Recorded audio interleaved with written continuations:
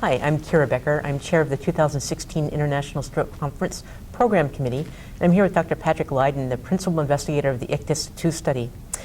Thanks for coming today, Pat. Of course. When people hear about the ICTus study, they know it's a study about hypothermia. Tell us a little bit more about the study. So what's most important to keep in mind is that hypothermia is the most effective neuroprotectant ever studied in experimental models of stroke. But the trick has been to get that into people. ICTus is a long-standing development effort that's proceeded from early feasibility trials to early efficacy trials, now to ICTus 2. ICTus 2 was intended to be a pivotal establishment of safety and feasibility as a prelude to a larger phase 3 study. So what did ICTus 2 find? So we found that providing therapeutic hypothermia to stroke patients in the emergency department and acutely is feasible. However, there was an increased incidence of pneumonia. Now, you have to understand that was not statistically significant because we stopped the trial quite early. We stopped before we had fulfilled anywhere near our intended enrollment. But as we look at the data, there is a kind of an alarming trend towards increased pneumonia in the ICTus 2 population. And my theory is that's because we treated for too long. We used a 24-hour cooling period followed by a 12-hour rewarm period. And my fear is that's just a little bit too long and led to this problem with pneumonia. And how about functional outcome in patients who received hypothermia? So there was no trend towards benefit or harm in terms of functional outcome.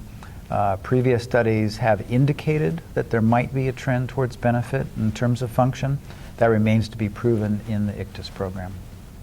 How low did you take the temperature? So that's a very perceptive question because at this time we really don't know the correct target temperature. We've believed for a long time that 33 centigrade is the right target temperature for cardiac arrest patients or stroke patients. Recent data in the cardiac arrest literature suggests that maybe 36 is a more tolerable target temperature. On the other hand, we have evidence from laboratory studies that 33 really is superior. So at this time, although we targeted 33 in the ICTus trial, we don't know what the best target temperature is. And from a practical point of view, how did you actually lower the temperature to your goal? So ICTus uses a combination of intravenous cold saline, 2 liters, followed by an endovascular catheter that cools the patient from inside out. We apply a warming blanket to suppress shivering, as well as some pharmacology to suppress shivering. So that it's endovascular cooling with skin surface counterwarming. And what was the time it took to actually get to your goal temperature in most patients? We were at target within 6 hours in over half the patients, and that was our milestone that we intended. I now believe that 6 hours is too long, and we're working with device companies to create a cooling method that will get the patient to target within 1 hour. So what are the next steps?